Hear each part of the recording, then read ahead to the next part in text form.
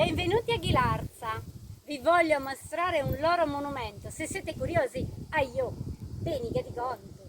Questo è l'ingresso del nuraghe, che a differenza delle Dunes di Genoa che ho visitato stamane è decisamente imponente, altissimo, e ciò che si percepisce entrando qua dentro prima di tutto è il fresco. Guardate com'è maestoso all'interno, come complesso. Questo è un nuraghe che fa parte della tipologia dei nuraghi a corridoio e secondo gli studiosi è stato costruito in più tempi. Da questa stanza centrale ed ingresso possiamo notare diverse nicchie, ma soprattutto questa scala. E adesso vi porto su.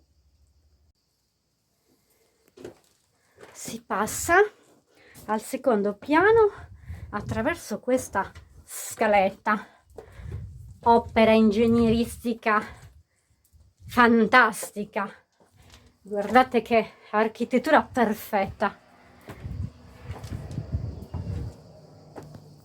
Ed eccoci qua, giunti al secondo livello.